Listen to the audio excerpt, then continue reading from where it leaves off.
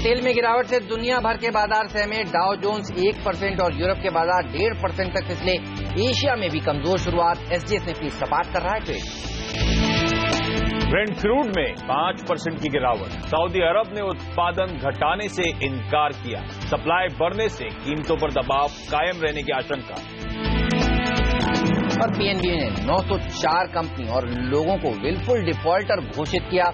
Winsome diamond, forever precious jewellery and diamond, zoom developers और S Kumar nationwide list में शामिल। NTPC के OFS में आज रिटेल निवेशक लगाएंगे बोली। 5% का मिलेगा डिस्काउंट।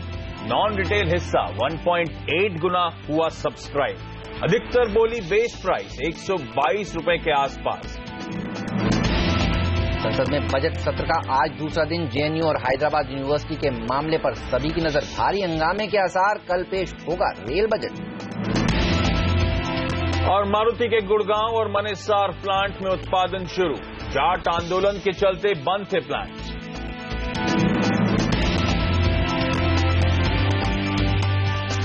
नमस्कार, मार्केट काउंटडाउन में आपका स्वागत है। मैं हूं आशीष वर्मा। नमस्कार, और मैं हूं हेमंत खई। और सबकी नजर आशीष रहने वाली है कच्चे तेल पर। आप देखिए, ऑयल मिनिस्टर के, सऊदी अरबिया के ऑयल मिनिस्टर के उस बयान ने पूरे दुनिया भर के बाजारों को हिला दिया एक झटके में कि प्रोडक्शन कट वो नहीं करने वाले। और आप देखिए क्या हुआ, 5% ब्रेंट क्रूड टूटा और सारे के सारे ग्लोबल मार्केट्स कमजोर हो गए। और आज फिर से हम दबाव के साथ खुलने के संकेत दे रहे हैं। एसजीएक्स निफ्टी जरूर दिखा रहा है 5-7 पॉइंट ऊपर होगा, लेकिन कमजोरी है, लैक ऑफ बाइंग दिख रहा है भारतीय बाजारों में। बिल्कुल। जहां तक सबसे पहले आपने कच्चे तेल की बात छेड़ी थी, हाईली ऑप्टिमिस्टिक हो रहा था बाजार की प्रोडक्शन कट होगा, क्योंकि लास्ट बैठक हुई थी सऊदी अरेबिया और रशिया के बीच में। तभी सहमति बनी थी कि जनवरी के जो प्रोडक्शन लेवल्स थे उस पर सीलिंग लगा देंगे, उसके बियॉन्ड नहीं जाएंगे। तो वहां भी प्रोडक्शन कट की कोई बात हुई नहीं थी। और जनवरी की सीलिंग मतलब रिकॉर्ड हाइज के आसपास ऑलरेडी प्रोडक्शन था। 1 मिलियन बैरल्स पर दिन एक्स्ट्रा प्रोडक्शन हो ही रहा था, और उसके में हमने ईरान को फैक्टर इन नहीं कर रखा था। तो ये तो अनड्यूली होपफुल हो रहा था बाजार, और यहाँ पे क्लियर कट स्टेटमेंट आता हो, उसके चलते हमने देखा इक्विटी मार्केट्स में दबाव। तो 4 दिन कच्चा तेल 5 दिन चला, तो 4 दिन भारतीय बाजार भी चल रहे थे और अब कच्चा तेल गिरावट के साथ ट्रेड कर रहा है, तो जाहिर सी बात है दबाव देखने को मिल सकता है। चलिए एक्सपर्ट्स को जोड़ते हैं। प्रिसीजन इन्वेस्टमेंट सर्विसेज के एमडी और सीईओ किरण यादव हमारे साथ जुड़ चुके हैं, और आइनॉक्स वेंचर्स के एमडी और सीईओ विजय चोपड़ा भी हमारे साथ जुड़ चुके हैं। आप दोनों का ही स्वागत है। क्या लग रहा है किरण, चार्ट्स को देखकर कल जिस तरह से भारतीय बाजारों में तेज बिकवाली देखने को मिली, क्या अब मुश्किल होगा 7200 को वापस रीगेन करना, और एक्सपायरी इन्हीं लेवल्स के आसपास होती दिख रही है क्या कल आपको? हेमंत जी, मॉर्निंग। पहली बात तो जो कल 7200 को हमने तोड़ दिया पहले 10 मिनट में ही, वो एक खराब बात थी। और उसके बाद हमने पूरे दिन भर continuously lower top lower bottom करते हुए हम करीबन 7100 के करीब क्लोज होते नजर आए। वॉल्यूम ठीक ठाक थे, और मेरा यह मानना है कि और भी गिरावट हो सकती है। और बहुत इंपॉर्टेंट सपोर्ट है 7050 लेवल्स। तो आज 7050 लेवल्स टेस्ट होते नजर आएंगे। पर आपको सबसे इंपॉर्टेंट बात है कि दोनों तरफे के मूव्स आपको देखने को मिल जाने चाहिए। 7050 को आपको शॉर्ट्स कवर कर लेनी चाहिए, और वापस एक बार up trend intraday up trend दिखाई दे सकता है। पर मैं अगर लॉन्ग करना है तो 7040 के ऊपर ही लॉन्ग करने की सलाह दूंगा। जब तक इसके नीचे है तब तक मंदी ही करनी चाहिए, पर 7050 लेवल्स के करीब आपके शॉर्ट्स कवर कर लेने चाहिए। ओके।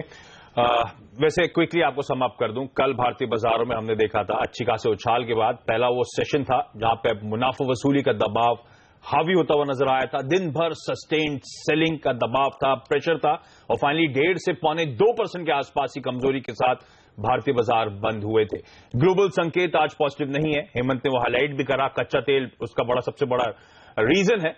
कल 4.5% तक का दबाव था, और अक्रॉस ग्लोब हमने देखा प्रेशर। अमेरिका में 1 से 1.5% की कमजोरी, यूरोप में 0.25% तक का दबाव देखने को मिला था, और एशिया में भी हमने देखा आज कमजोर शुरुआत होती हुई। हालांकि एसजीएक्स निफ्टी लकीली दिखा रहा है कि कल के क्लोजिंग लेवल्स के आसपास शुरुआत होगी, लेकिन एफआई के आंकड़े, हेमंत, कैश मार्केट में फिर से बिकवाली के आंकड़े कल सामने आए।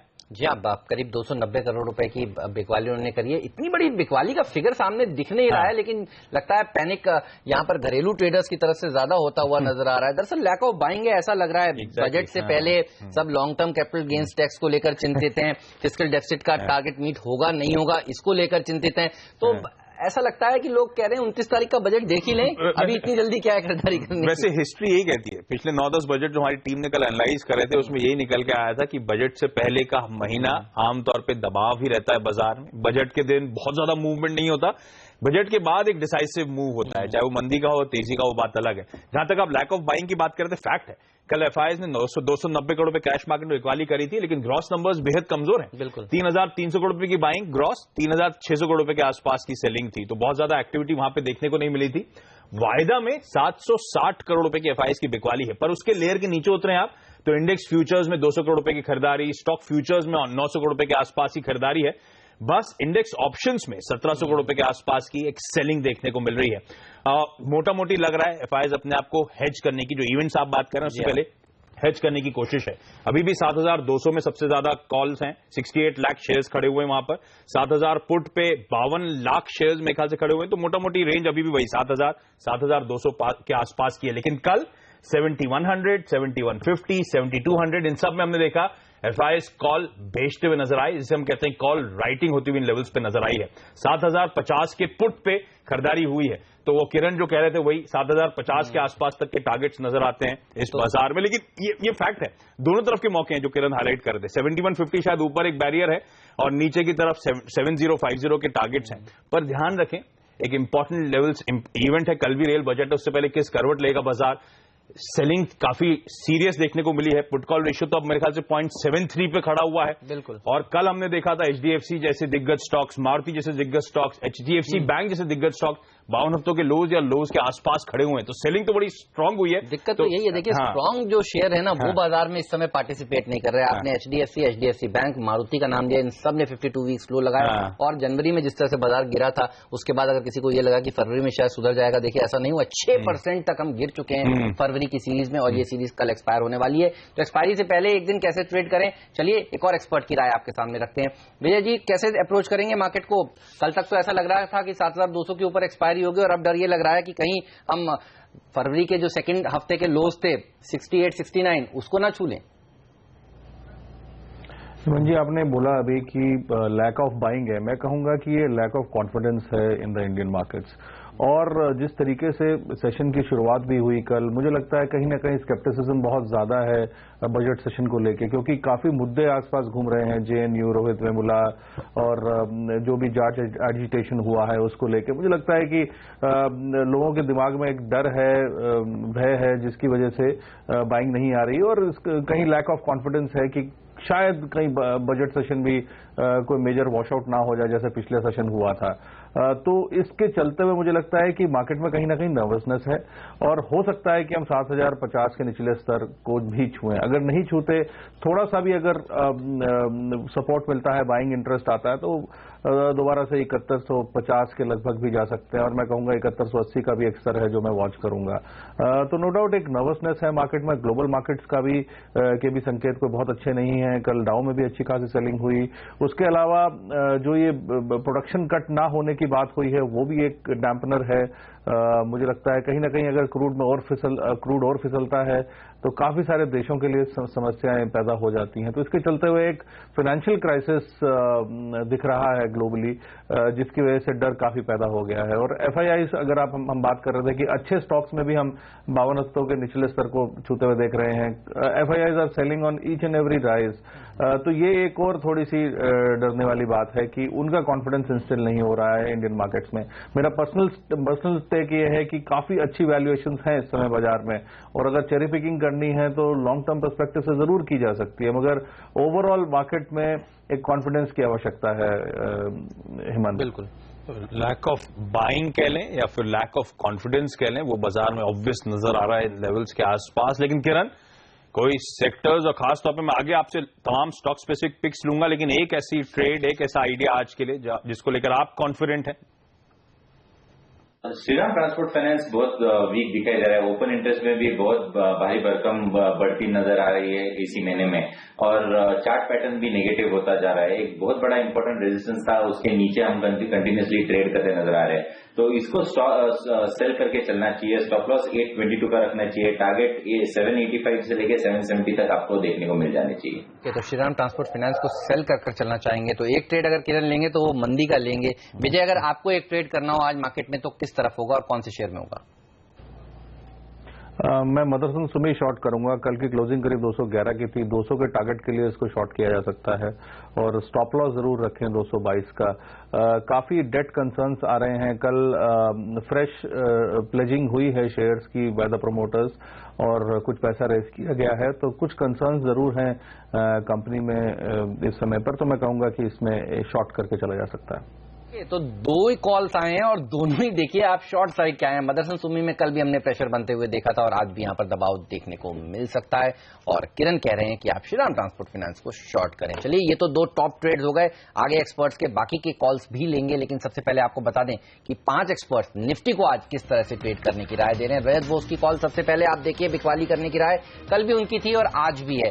7095 के टारगेट्स देखने को मिल सकते हैं, 7056 तक भी जा सकता है निफ्टी। 7190 का एक स्टॉप लॉस रखने की बात भी उन्होंने कही। और जेकेडी व्यू पॉइंट के जेके दोषी साहब का भी मानना है निफ्टी में बिकवाली करके चलें, 7130 के स्टॉप के साथ 7020 के टारगेट्स के लिए अप्रोच किया जा सकता है। कुणाल सरावगी जो सीईओ हैं इक्विटी रश के, वो भी कह रहे हैं कि बेचना ही सही होगा ऐसे बाजार में। 7150 के स्टॉप लॉस के साथ शॉर्ट पोजीशन बनाए, 7025 तक जा सकता है निफ्टी। और निफ्टी में जो आज के हमारे चौथे एक्सपर्ट हैं शेर खान के सीनियर टेक्निकल एनालिस्ट जय ठक्कर, इनका भी मानना है निफ्टी में बिकवाली करने के मौके ढूंढने, सेल ऑन राइज की रणनीति रखें। 7140 के आसपास निफ्टी आता है तो वहां पे बेचें, 7190 के स्टॉप और 6980 के टारगेट के साथ। ओके, तो एके प्रभाकर की भी राय देखिए आप आपकी स्क्रीन पर। ये भी कह रहे हैं बिकवाली करनी चाहिए और काफी दिनों से दरअसल कह रहे हैं बिकवाली करनी चाहिए। इन्होंने तो काफी नीचे के भी टारगेट्स दे रखे हैं, लेकिन आज के लिए कह रहे हैं कि 7020 तक के टारगेट्स देखने को मिल सकते हैं। आपको 7160 का एक स्टॉप लॉस भी जरूर लगाना चाहिए। और आशीष देखिए, पांचों के पांचों एक्सपर्ट बेरिश हैं आज बाजार पर। कल इसके ठीक उलट था, सारे बुलिश थे और आप देखिए और आज सारे के सारे बेरिश हैं। किरण भी कह रहे हैं, वही मैं कह रहा हूं, किरण को भी जोड़ लीजिए। तो 6 एक्सपर्ट से बात हुई निफ्टी की चार्ट्स पर, 6 के 6 का मानना है निफ्टी में बिकवाली करने की मौके ढूंढ। चलिए लेंगे एक छोटा सा ब्रेक, कहीं मत जाइए। ब्रेक के बाद आपको बताएंगे टॉप 5 स्टॉक्स कौन से हैं जहां पर आज आपकी नजर जरूर होनी चाहिए।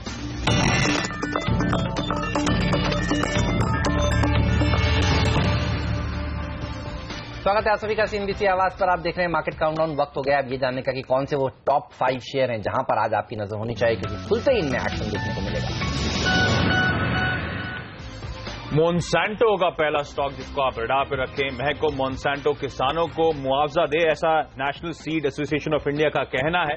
कपास में कीड़े पिंक बॉलवर्म से हुए नुकसान का मुआवजा है। बीटी कॉटन पर भी पिंक बॉलवर्म का ध्यान रखें, असर था तो एक निगेटिव इंपैक्ट कंपनी के लिहाज से। और हरियाणा में जिस तरह से जाट की तरफ से, कम्युनिटी की तरफ से आप देखिए एजिटेशन हो रहा है, उसके चलते जेएमसी प्रोजेक्ट्स इस कंपनी ने बताया कि इनको भी नुकसान हुआ है। कुरुक्षेत्र एक्सप्रेसवे में जो टोल कलेक्शन होता है उसके ऊपर असर पड़ा है। तो कुछ दिन से हम सुन रहे थे कि ऑटो कंपनियों को नुकसान है, ऑटो एंसिलरी कंपनियों को नुकसान है, तो ये एक और ऐसी कंपनी जिसको घाटा उठाना पड़ रहा है क्योंकि टोल कलेक्शन के ऊपर असर देखने को मिला। हालांकि आपको बता दूं मारुति का प्लांट शुरू हो चुका है वापस, हाईवे क्योंकि बहाल हो गया मेरे ख्याल से।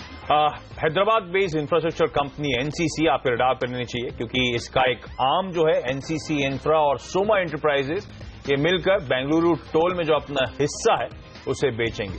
टोल रोड में हिस्सेदारी कहा जा रहा है इंडिया इंफ्रा फंड को बेची जाएगी। कितनी रकम जुटा पाएंगे इसका अभी तक खुलासा नहीं हुआ है, लेकिन ये खबर कंपनी के लिहाज से पॉजिटिव है। और स्टैंडर्ड चार्टर्ड बैंक को आप देखिए, भारत में इतिहास में आप देखिए 26 साल में पहली बार बड़ा नुकसान उनको हुआ है। ग्लोबली वो कह रहे हैं कि पहली बार उनको घाटा झेलना पड़ा है। भारत में काफी दिक्कत उनको झेली गई है। 2 डिकेड्स में वो कह रहे हैं पहली बार ऐसा हुआ है कि क्रेडिट ग्रोथ घटा है। आप देखिए 98 करोड़ डॉलर का 2015 में उनको रिकॉर्ड नुकसान हुआ है। तो स्टैंडर्ड चार्ट के आईडीआर जो भारत में लिस्टेड है इस पर नजर होगी। कल हमने देखा था 7% गिरा था और इसका असर दूसरे प्राइवेट सेक्टर बैंक्स पर भी देखने को मिल सकता है। साथ ही एक और बैंकिंग स्टॉक आपके रडार पर रहना चाहिए, वो है आईडीबीआई बैंक। खबरें हैं कि क्वालिफाइड इंस्टीट्यूशनल प्लेसमेंट यानी कि क्यूआईपी के जरिए पैसे जुटाने को सेबी की मंजूरी मिल गई है। क्यूआईपी के जरिए ये बैंक 3771 करोड़ रुपए जुटाएगी। ध्यान रखें कल की क्लोजिंग पे मार्केट कैप करीब 10,000 करोड़ रुपए का था, तो 1/3 मार्केट कैप के आसपास की क्यूआईपी के जरिए फंड रेजिंग यानी कि तगड़ा डाइल्यूशन होने का खतरा। चलिए इन स्टॉक्स पर किरण और विजय की राय आपको बताएंगे, लेकिन सीएनबीसी आवाज पर आ रहा है पैसा कमाने के साथ साथ इनाम जीतने का भी मौका। जी हाँ, अगर आप सेबी में रजिस्टर्ड एडवाइजर हैं तो आप प्रो एडवाइजरी चैंपियनशिप के लिए जल्दी से अपने आप को रजिस्टर कराएं और पाएं चमचमाती मर्सिडीज कार जीतने का मौका।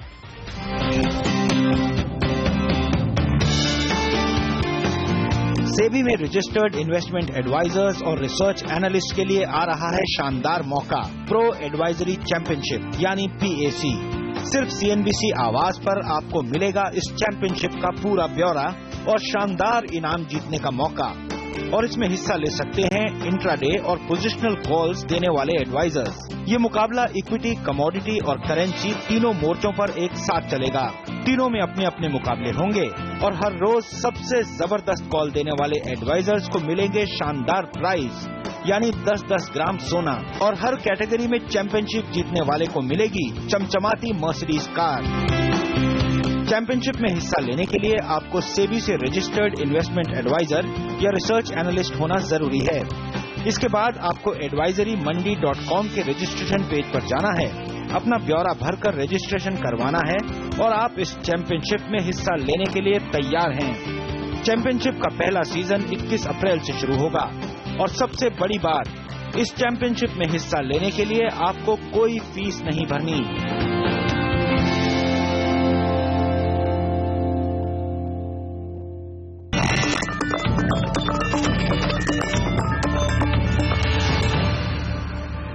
मार्केट काउंटडाउन में आप सभी का एक बार फिर से स्वागत है। और आप देखिए, इस समय शंघाई के मार्केट इकलौते ऐसे बाजार थे एशिया पैक में जो हरे निशान के साथ कुछ देर पहले ट्रेड कर रहे थे और वो भी अब लाल निशान में आते हुए। और SGX निफ्टी पर भी एक बार नजर डालेंगे और देखेंगे क्या वो हरे निशान में है या फिर वो भी शंघाई के मार्केट के साथ लाल निशान में आ गया है। इस पर नजर रहेगी हमारी, एक बार देखने की कोशिश करते हैं। और अब पूछेंगे बैंक निफ्टी को किस तरह से आपको ट्रेड करना चाहिए आज के दिन। किरण, हमने देखा था कल बड़ी मुश्किल से 14,000 के स्तर को होल्ड कर पाया था बैंक निफ्टी। 7,100 के स्तर को जैसे कि बड़ी मुश्किल से निफ्टी होल्ड कर पाया था। क्या लगता है बैंक निफ्टी आज और दबाव देखने को मिलेगा? क्योंकि खबरें तो देखिए आज भी काफी सारी खराब हैं, PNB को लेकर, स्टैंडर्ड चार्ट बैंक को लेकर। क्या बैंक निफ्टी में और दबाव देखने को मिल सकता है? कैसे अप्रोच करेंगे इसे आज? बिल्कुल नेगेटिव रुझान बैंक निफ्टी में भी है। जहां पे हमने देखा था पिछले 4-5 ट्रेडिंग सेशंस में एक निफ्टी में अच्छी मूव आई थी। बैंक निफ्टी स्ट्रगल कर रहा था क्रूशियल लेवल्स को क्रॉस करने के लिए। क्रूशियल लेवल था 14,500, 14,300 से 500, ये बहुत बड़ा रेजिस्टेंस बैंड था और 300 में फ्लर्ट करते हुए हम देख रहे थे, पर उसको डिसाइसिवली क्रॉस नहीं किया था। तो उसके बाद जब निफ्टी नीचे आया तो कल हमने देखा कि सबसे ज्यादा प्रेशर था बैंकिंग स्टॉक्स में और उसी की वजह से निफ्टी वापस नीचे आता नजर आया। तो बहुत बड़ा negative divergence Nifty bank Nifty में दिखाई दे रहा है। और मेरा मानना है कि वापस एक बार जो लोज थे बैंक निफ्टी के पिछले 10 दिनों में, वो थे करीबन 13,810 वापस एक बार टेस्ट होगा, उसके नीचे भी जा सकता है। पर मेरा मानना है कि नीचे से वापस एक बार बाउंस आएगा क्योंकि बहुत बड़े नेगेटिव फैक्टर्स दिखाई दे रहे हैं और उसी की वजह से शॉर्ट कवरिंग की वजह से निचले स्तरों से हमें वापस एक बार बाउंस बैक देखने को मिल जाएगा। तो 13,810 के करीब हम अगर आते हैं तो उधर शॉर्ट्स कवर कर लेने चाहिए एक बार, ऐसा मेरा मानना है। ओके, तो बैंक निफ्टी में भी रुझान नेगेटिव है, कमजोरी का है और आज शायद बैंकिंग स्टॉक्स वैसे भी फोकस में रहने वाले हैं और इनफैक्ट शायद प्रेशर फंडामेंटली भी खबरों के चलते होगा। स्टैंडर्ड चार्टर्ड की बात हेमंत ने करी थी, पहली बार 26 सालों में ग्लोबल लॉसेस भारत में $1.25 बिलियन के आसपास का हिट। PNB ने लंबी चौड़ी डिफॉल्टर्स की लिस्ट सामने रख दी है, इन सब का ऑब्वियस इंपैक्ट होगा। इस पे मैं फंडामेंटल कॉल भी लेना चाहूंगा। किरण ने अपनी कॉल तकनीकी चार्ट्स पे दे दी है, लेकिन चोपड़ा साहब से बातचीत करेंगे इस ब्रेक के बाद, बैंक्स पे खास तौर पे फोकस।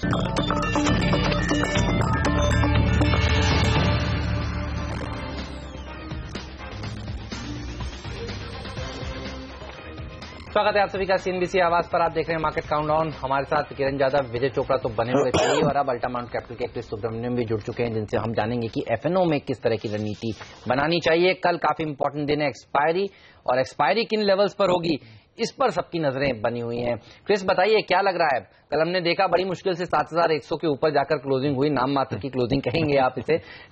7,100 के नीचे जाकर सेटलमेंट होगा या इसके ऊपर हो सकता है? कैसे अप्रोच करेंगे भारतीय बाजारों को?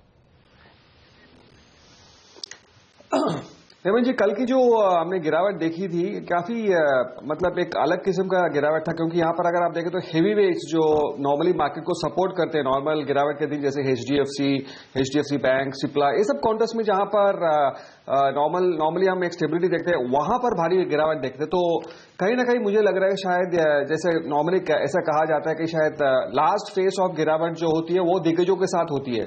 तो मेरा मानना है कि शायद कहीं ना कहीं ये शायद यहाँ पर प्ले आउट हो रहा है। ऑफकोर्स यहाँ पर नियर टर्म में हम यहाँ पर बजट की एक बड़ी एक इवेंट है, तो उसके चलते ऑब्वियसली वॉलेटिलिटी काफी हद तक हावी रहेगी मार्केट में। लेकिन मेरा मानना है कि कहीं ना कहीं आज का दिन अगर 7025, 7050 यहाँ तक अगर एक बार शॉर्ट कवरिंग रैली की उम्मीद कर सकते हैं। लेकिन ओवरऑल मार्केट आपका स्ट्रक्चर काफी वीक लग रहा है, और मेरा मानना है कि शायद आज के दिन जिनको ओपनिंग में कोई ट्रेड लेने का, तो शायद 7100 का एक पुट का सहारा ले सकते हैं, और जैसे मैंने 7030 का टारगेट बताया, तो एक 65-70 यहां तक का एक टारगेट मिलने की संभावना है। ओके, तो बाजार में जैसे हाईलाइट कर रहे थे कुछ दिग्गजों की पिटाई होना, शायद इंडिकेशंस हैं कि बहुत ज्यादा एक्सेसिव पिटाई हो चुकी है। कल जैसे हम लोग हाईलाइट करते एचडीएफसी 52 हफ्तों के लोज, एचडीएफसी बैंक, मारुति ऑलमोस्ट अपने ईयर लोज के आसपास पहुंचते हुए नजर आए थे। लेकिन अब हम लोग ने जैसे प्रॉमिस करा था बैंक्स पे फोकस करना चाहेंगे, और ध्यान रखें आज पूरा बैंकिंग पैक रडार पे रहेगा। सबसे पहले तो स्टैंडर्ड चार्टर्ड का ऐलान कि ग्लोबल लॉसेस, भारत में तगड़ा प्रेशर। दूसरा, पंजाब नेशनल बैंक ने डिफॉल्टर्स की एक लंबी चौड़ी लिस्ट सामने रख दी, जो हमने हेडलाइन में भी मेंशन करा था। विजय जी, शायद आज बैंकिंग फोकस में और दबाव के साथ कामकाज होगा, कैसे देखते हैं इन दोनों खबरों को, और किस हद तक इम्पैक्ट निगेटिवली पड़ सकता है? देखिए, बैंकिंग में ऑलरेडी एक नेगेटिव इम्पैक्ट चल रहा है, इट्स ऑन गोइंग। और मुझे लगता है कि जिस प्रकार से एनपीएस निकाल के दरवाजे के बाहर रखे गए हैं, बैंक्स ने जो रखे हैं, जो सफाई का कार्यक्रम चल रहा है, मुझे लगता है आने वाले 2 से 3 तिमाही तक ये चलेगा। और in the long run definitely ये बहुत अच्छा हो जाएगा बैंक्स के लिए, मगर शॉर्ट रन में पेन रहेगा। मुझे लगता है कि जो बात की जा रही थी कि एसबीआई आपको 115-120 के भाव पे मिलेगा, तो संभवतः वो बात शायद सच हो जाए। मैं नहीं चाहूंगा कि हो, बट शायद वो सच हो। अगर वैसा होता है तो हो सकता है कि हम पंजाब नेशनल बैंक 40 रुपए के आसपास देखें, आईडीबीआई हो सकता है 30 रुपए के आसपास मिले। ऑलरेडी काफी डैमेज हो चुका है। मगर ये भी एक बात सच है कि जब ग्लोबल बैंक, स्टैंडर्ड चार्टर्ड जैसे बैंक भी राइट डाउन्स कर रहे हैं, राइट ऑफ्स कर रहे हैं, करीब 900-950 मिलियन डॉलर्स का उन्होंने नुकसान पोस्ट किया है। मुझे लगता है कि ये बैंकिंग की एक इंट्रिंसिक प्रॉब्लम है। 5-5.5-1% के आसपास आईसीआईसीआई बैंक ने भी ग्रॉस एनपीएस पोस्ट किए। तो no doubt Indian banking system को एक रिवैम्प की आवश्यकता है, जो शायद काम चल रहा है। गवर्नर राजन काफी काम कर रहे हैं इसके ऊपर। आई थिंक कि बैंकिंग एक कम से कम 2 तिमाही तक तो काफी पेन में रहने वाला है, मगर उसके पश्चात लॉन्ग टर्म पर्सपेक्टिव से बाइंग की जा सकती है। अभी इसमें भी मैं कहूंगा बैंक्स लाइक एचडीएफसी, जहां पे एसेट क्वालिटी काफी स्टेबल है, वो एक बेहतर पिक होगी rather than getting into PSU bank, क्योंकि हमें नहीं मालूम कि किस प्रकार से और एनपीएस आने वाले हैं और कितने डिफॉल्टर्स की लिस्ट सामने रखी जाएंगी। तो नो डाउट थोड़ा प्रेशर में रह सकता है बैंक। और स्टैंड चार्ट हांगकांग जो लिस्टेड है वो 6.5% टूटा था। कल आईसीआईसीआई बैंक का एडीआर, एचडीएफसी बैंक का एडीआर 4.5 से 5% अमेरिका में टूटते हुए नजर आए थे। सबसे बड़ा फॉरेन बैंकर इस तरह के, सबसे एग्रेसिव, जी हाँ, और सबसे ज्यादा ब्रांचेस इन्हीं की हैं, वो अगर इस तरह के लॉसेस दिखाए तो चिंता की बात तो जरूर बनती है। मुझे याद है कुछ दिनों पहले सरकार की तरफ से इस तरह के स्टेटमेंट्स आए थे कि जो पीएसयू बैंक्स हैं वो सही से विलफुल डिफॉल्टर्स की लिस्ट शामिल कर नहीं रहे हैं, वो बता नहीं रहे हैं। हालांकि जिस तरह से उनके पास हथियार हैं वो घोषित कर सकते हैं। और आप देखेंगे पीएनबी की लिस्ट 900 से ज्यादा विलफुल डिफॉल्टर्स की इन्होंने लिस्ट सामने रखी है। ज्ञान संगम होने वाला है बजट के बाद, अगर ये अब नहीं बताएंगे तो ज्ञान संगम में इनको शायद लिस्ट शेयर करनी पड़ेगी। अब एक्सपेक्टेड यही है कि और बैंक्स भी दरअसल अपनी अपनी लिस्ट सामने पेश कर सकते हैं। तो बैंक्स के लिए, खासतौर पर पीएसयू बैंक्स के लिए थोड़ी और खराब खबरें, खराब हेडलाइंस आ सकती हैं। और आप देखिए कल भी हमने देखा था बैंक्स जब पिटे थे तो उसमें पीएसयू बैंक ज्यादा पिटे थे। भारतीय बाजारों में 3.5% की गिरावट देखने को मिली थी। लेकिन स्टैंड चार्ट का आईडीआर, इसके ऊपर जनरली हम कम बात करते हैं किरण, लेकिन आज देखिए चर्चा में है। कल हमने देखा था 6% गिरा था, ये भी आज कितना गिर सकता है, कौन से इंपॉर्टेंट लेवल्स हैं इसके लिए, चार्ट्स कैसे लगते हैं इसके?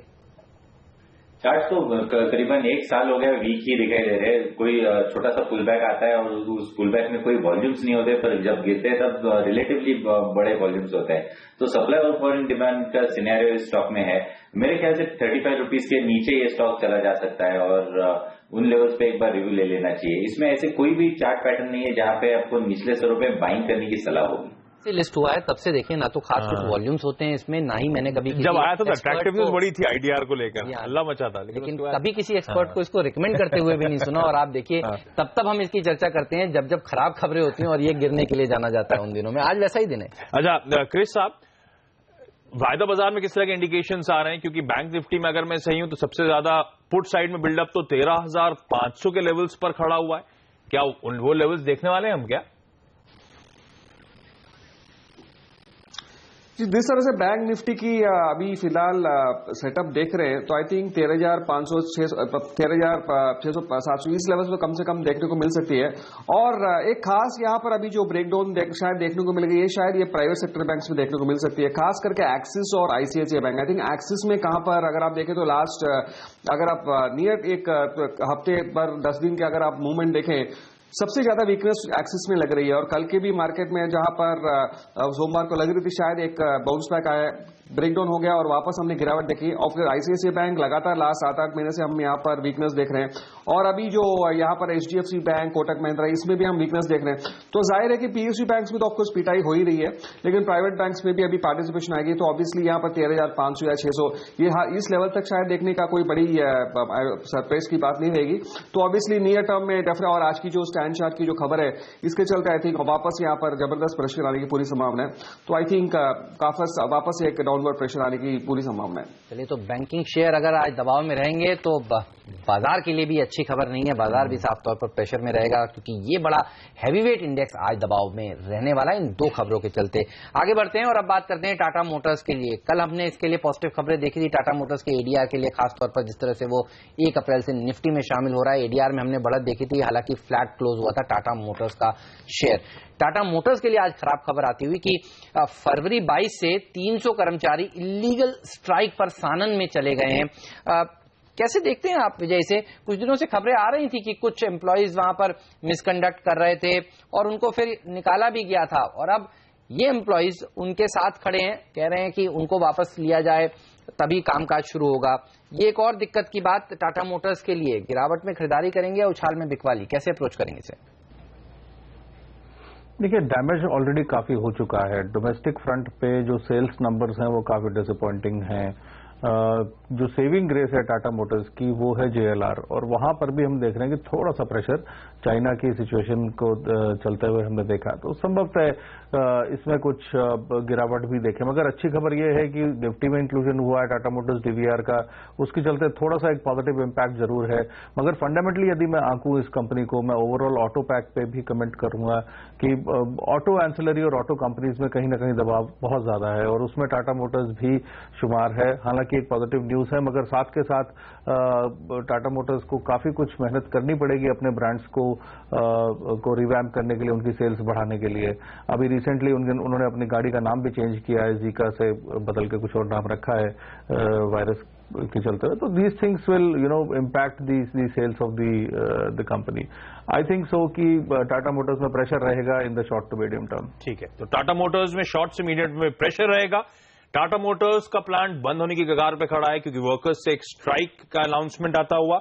वहीं मारुति दूसरी दिग्गज ऑटो कंपनी जिसके प्लांट्स बहाल होते हुए नजर आ रहे हैं। जी हां, गुड़गांव मानेसर फैसिलिटीज में प्रोडक्शन रिज्यूम हो गया है क्योंकि आपको याद होगा एनएच नेशनल हाईवे जो था हरियाणा वाला जिस पर ये प्लांट सिचुएटेड था वो ब्लॉकेड थी, वो जेट एजिटेशन के चलते।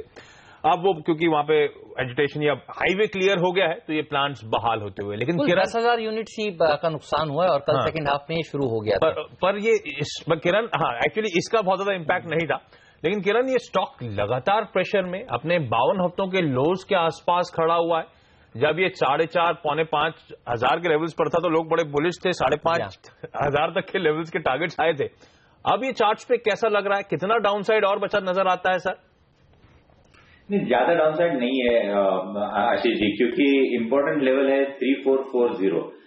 जहां पे हमने जनवरी 2015, मार्च 2015, जुलाई 2015 और रीसेंट लोज जो कि करीबन फरवरी 2000 इसी महीने हमने देखे थे, उसी के करीब आते हुए नजर आ रहे हैं। तो मेरे ख्याल से ये मल्टीपल बॉटम लेवल्स है, इसको तोड़ने की मूव हमें दिखाई नहीं दे रही है और इधर से एक बाउंस बैक एक्सपेक्ट करते हैं। पर उसके विपरीत अगर टाटा मोटर्स के चार्ट देखते हैं तो टाटा मोटर्स वीक दिखाई दे रहा है। और टाटा मोटर्स की बात करें तो एक लेवल है जो कि आज बहुत क्लोजली देखना चाहिए और वो है करीबन 313 रुपए। अगर 313 निकल जाता है तो मेरे ख्याल से 300 वापस एक बार टेस्ट करते नजर आ रहे हैं और 300 के नीचे वापस एक बार 285 के लेवल देखने को मिल सकते हैं। तो ये एक एक्सट्रीम शॉर्ट टर्म चार्ट पे देखा जाए तो एक वेज पैटर्न फॉर्मेशन हो रहा है और उसका डाउनवर्ड ब्रेकडाउन आपको देखने को मिल जाना चाहिए। तो 313 के नीचे मैं एग्रेसिवली टाटा मोटर्स पे शॉर्ट जाने की सलाह दूंगा। स्टॉप लॉस रहेगा 318 रुपए। 313 के नीचे टाटा मोटर्स को बेचे। मारुति के लिए अच्छी खबर आती हुई गुड़गांव और मानेसर ये दो प्लांट्स हैं जहां पर कामकाज वापस से शुरू हो गया है उस बंद के बाद जो जाट्स समुदाय ने वहां पर किया था। लेकिन लेंगे एक छोटा सा ब्रेक के बाद बात करेंगे रेलवे शेयरों की। कल रेल बजट आने वाला है और आप देखिए एक दिन पहले से ही यानी कल से ही रेलवे शेयरों में तेज प्रेशर देखने को मिला है, मुनाफा वसूली देखने को मिली है। क्या ये और आज बढ़ सकती है? सब पर बात ब्रेक के बाद।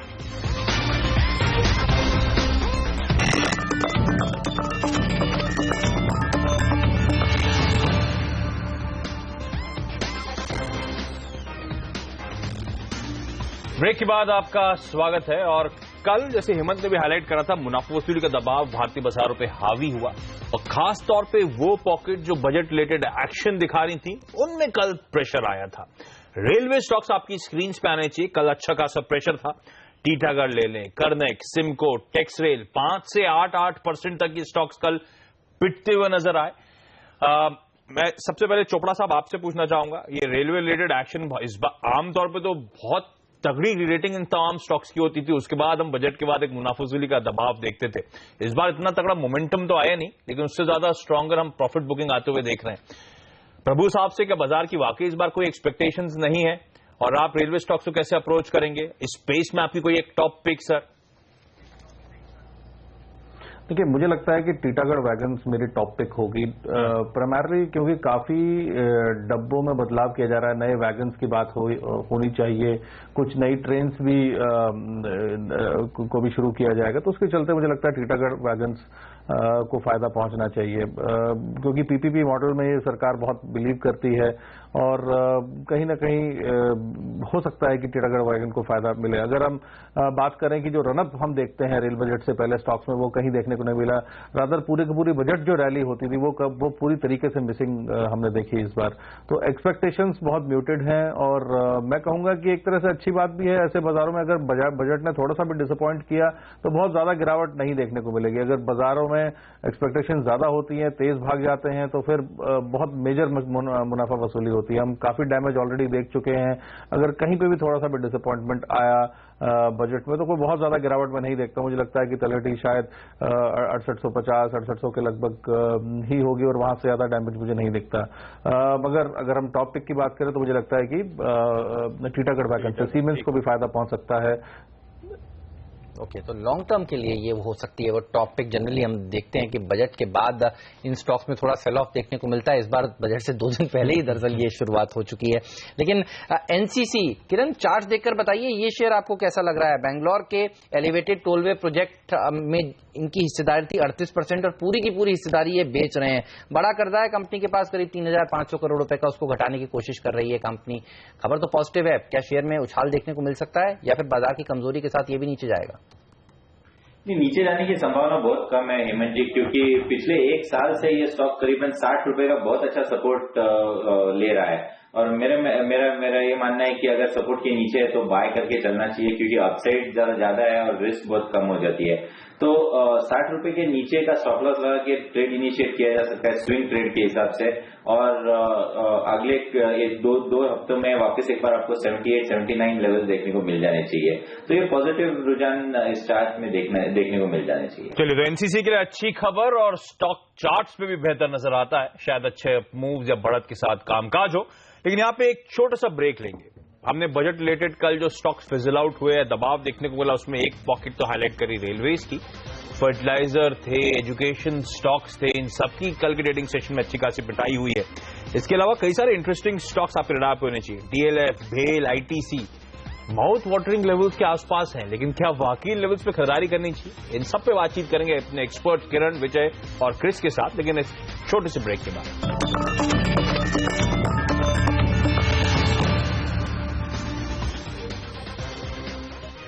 स्वागत है आप सभी का सीएनबीसी आवाज पर। आप देख रहे हैं मार्केट काउंटडाउन। हमारे साथ हमारे 3 खास मेहमान जुड़े हुए हैं, किरण यादव, विजय चोपड़ा और क्रिस सुब्रमण्यम। एसजीएक्स निफ्टी पर नजर डालिए। दबाव के साथ भारतीय बाजारों की शुरुआत होगी, इस तरह के संकेत दे रहा है और ज्यादातर एशियाई बाजार भी देखिए प्रेशर में आज ट्रेड कर रहे हैं। ग्लोबली संकेत अच्छे नहीं है और संकेत जो खराब हुए हैं वो दरअसल कच्चे तेल की वजह से हुए। और आज भी देखिए कल की बड़ी गिरावट के बाद कच्चा तेल अभी भी दबाव के साथ ही ट्रेड कर रहा है। जब कच्चा तेल गिरता है तब तक किरण हम देखते हैं कि केन इंडिया, ओएनजीसी में प्रेशर देखने को मिलता है। क्या शॉर्ट करेंगे इन दोनों शेयरों को या इसमें से किसी एक को?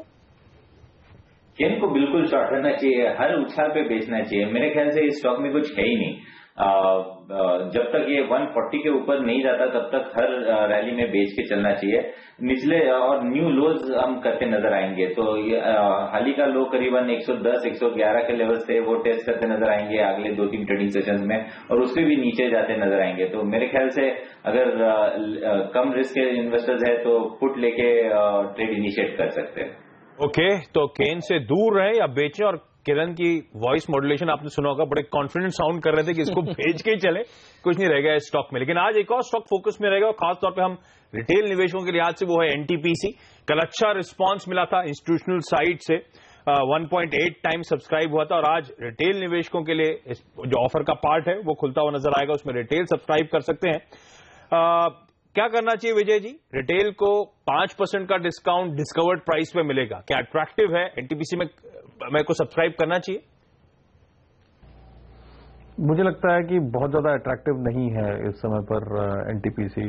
अगर आप टोटल 7,000 करोड़ के आसपास जो सब्सक्रिप्शन हुआ है उसमें 3,000 करोड़ करीब एलआईसी का है, कुछ दूसरी इंश्योरेंस कंपनीज का भी काफी बड़ा रोल है। मुझे लगता है कि एनटीपीसी में यदि आपको 120 के आसपास भी मिलता है तो कोई ऐसा नहीं है कि ऐसी मार्केट सिचुएशन में आपको बहुत बड़ा फायदा होने वाला है। अगर मार्केट प्रेशर में रहा तो वैसे ही 5% नीचे आपको कुछ दिनों बाद मिल जाएगा। तो मैं कहूंगा कि रिटेल निवेशकों के लिए तो शायद ये दूर रहे तो ज्यादा अच्छी बात है। चलिए दूर रही है। वैसे भी हमने देखा है जो पहले ही ओएफएस की इतिहास रहा है इस साल का, खासतौर पर कुछ ही दिन पहले देखिएगा ईआईएल का जो ओएफएस आया था उसके नीचे ये शेयर आराम से ईआईएल का मिल रहा है और नंबर्स भी उसके कमजोर आए थे। आरईसी, पीएफसी, ड्रेजिंग, जो ओएफएस सरकार ने किए हैं, रिटेल इन्वेस्टर्स को तो कम से कम आराम से बाहर जितने शेयर उनको खरीदने हैं वो तो मिल ही जाते हैं। तो ये राय विजय की निकल कर आ रही है इस समय। लेंगे एक छोटा सा ब्रेक, आप कहीं मत जाइए।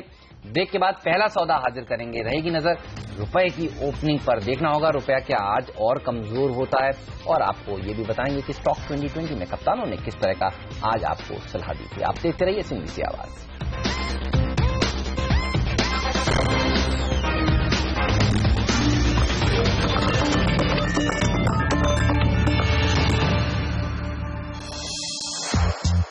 IRB presents Developing Agenda, Highway to Growth.